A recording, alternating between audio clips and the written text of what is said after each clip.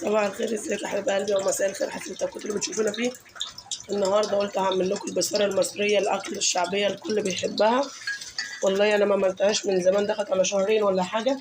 فلقيت جوزي النهارده بيقول لي يا حبيبتي انا عايز اكل بصاره نفسي فيها. محتاجين ان البصاره ده ربع كيلو فول مغسول كويس، وحاطين عليه الميه الكميه زي ما انتم شايفين كده، الفول فين والميه فين. هننزل عليهم ببصلتين كده وسط او بصلايه واحده كبيره.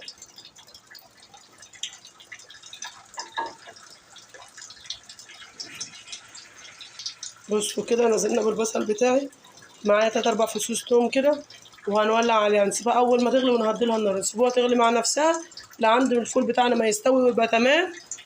وبعد كده شوف هنعمل ايه تاني. انا في ناس بتحب البصاره بالملوخيه، في ناس بتحبها بالخضار، انا عن نفسي بحب اكلها بالملوخيه الناشفه. هنعمل الخضروات بتاعتنا كلها على الطريقه الاصيله بتاعت امي، ربنا يديها الصحه يا رب يبارك لها. والطعم بتاعها بيبقى جميل يا جدعان، والله طعمها تحفه واكله مصريه جميله، يمكن ناس كتير بتحبها. يا ريت لو اول مره تشوفوني تشتركوا في قناتي وتدعموني وتفعلوا زر الجرس، وتتابعوني على الفيسبوك بسمه كمال ومسمح لعمل الحلويات. حسابنا على التيك توك مطبخ بسمه، على الفيسبوك برضو بسجد احمد خرخاش، لو يا ريت تتابعونا. وهنستنى منكم رايكم في الكومنتات وتقولوا لنا رايكم عامل ازاي، ونتابعوا بقى الفيديو لعند الاخر عشان تستفادوا منه، وتشيروا الفيديو عشان كله يستفاد. كده انا حطيتها لسه هتبدا بقى، لما تبدا تغلي نوريكم شكلها. بصوا كده اول ما غلت اهي دي بيكون شكلها. بنوطي النار بقى عليها خالص ونسيبها مع نفسها كده لعند ما تستوي خالص، والفول بتاعنا ده لاقيه ما عادش فيه حاجه.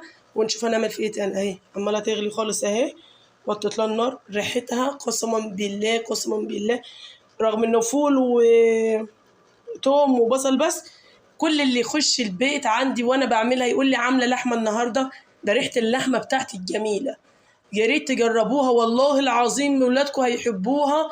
واللي ولاده ما بياكلش فول ولا جوز بتاكل الفول هياكل الاكله دي، هيقول لها اعملي لي منها على طول. بصوا تحفه اهي، بصوا شكلها. خلاص هدينا النار عليها، هنسيبها بقى تغلي مع نفسها. بصوا كده البصاره كده بعد 10 دقايق من الغليه بتاعتها، شوفوا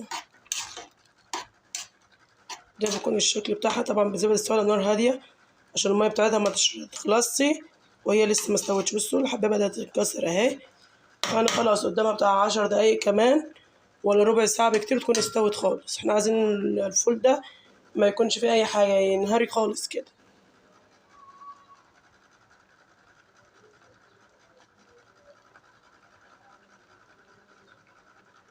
ده بيكون شكل الفول اهو بعد ما استوى خالص. بصوا بسم الله ما شاء الله اللهم بارك، بس الفول بتاعي داب اصلا ما عادش فيه فول، فهو ده بيكون شكله. بصوا ده بيكون شكل الفول عندي خلص اهو خلاص.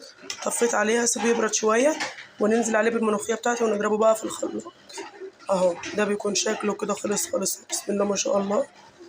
مخدش وقت خالص، كله ما تمش 10 دقايق ولا ربع ساعة بالكتير، واستوى من غير ما انقعه والله ولا أي حاجة.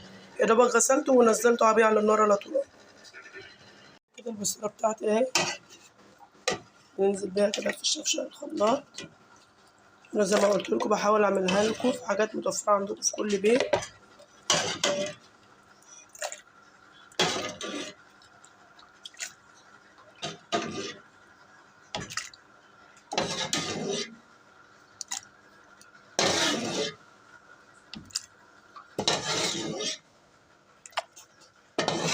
طبعا البصارة بتختلف عن العدس، البصارة بنقللها بتوم والعدس بنقلله ببصل. خلص كل الكمية كده. بصوا كده دي الملوخية بتاعتي برضو أنا كنت منشفاها، كانت طالعة لي والله من السنة اللي عدت زي اليومين دولت، وحطها بره التلاجة. بصوا بسم الله ما شاء الله ولا فيها أي حاجة.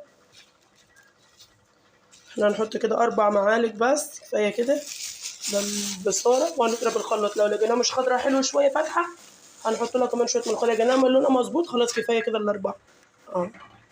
بصوا ريحتها جميلة وزي العسل، وخضرة وجميلة عاملة ازاي. منشفاها في البيت على ايدي والله، طعمها زي العسل وريحتها جميلة جدا. بصوا كده فضل اهي البصارة بتاعتي، انا لقيت لونها حلو كده بربع كيلو. خد عندي 4 معالق ملوخية. تقدروا برضو تحطوا له خضار محشي وانتوا بتسووها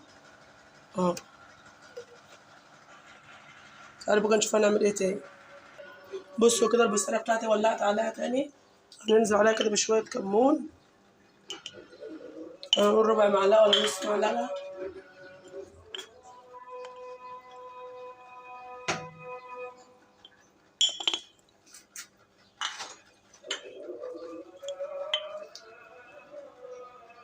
بصوا كده شوية فلفل أسمر أهو.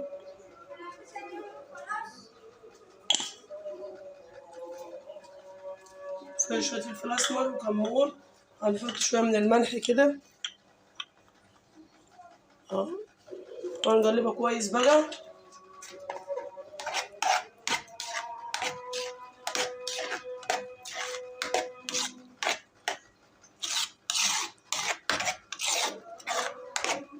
خلاص كده البصارة بتاعتي تمام 100%.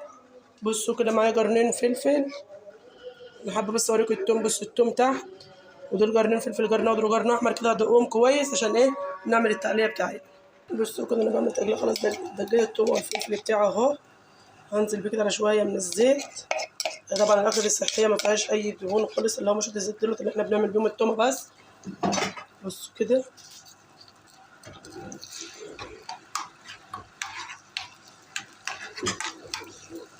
طبعا زي العادة متعودين أول ما التقلية بتاعتي تاخد لون بننزل بقى البصارة بتاعتي. نديت البصارة بتاعتي غلو بس عشان خاطر الملوخية اللي إحنا حطيناها. وبعد كده بقى إيه هننزل عليها بالتومة تاخد لها كمان غلوة ونطفي عليها، وبألف هنا وشفا. وفي حاجة تانية إن أنا بعمل لها بصلاية كده زي ما بحطها على الكشري بالظبط.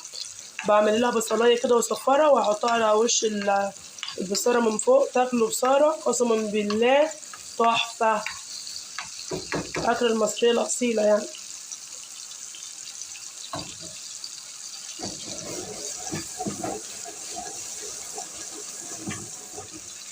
الريحة قلبت المطبخ، ريحة التومة تحفة. السوق شمين يا ولاد شمين. والله الريحة جميلة جدا، جربوها هتستفادوا منها كتير. وأكل بسيطة وسهلة وسريعة ما كلفتناش 10 جنيه. عملنا أحلى غدا لأولادنا في البيت يعني. أكلة اقتصادية وجميل.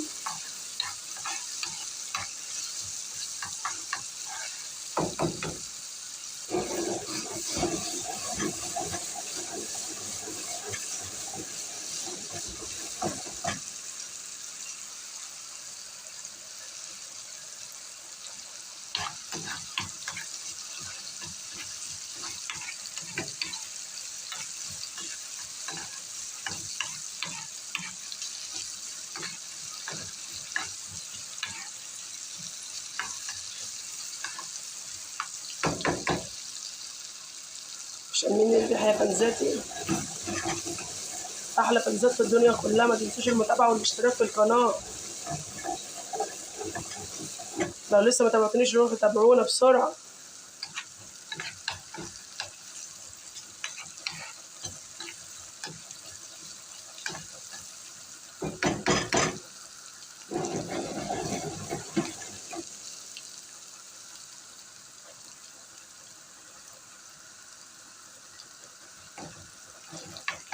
التومة بتاعتي خلاص اهي.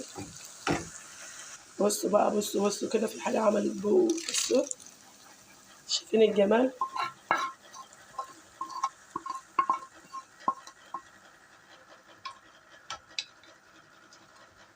بصوا تاكلوا أحلى طبق بصارة على قلبكم بألف هنا وصحة.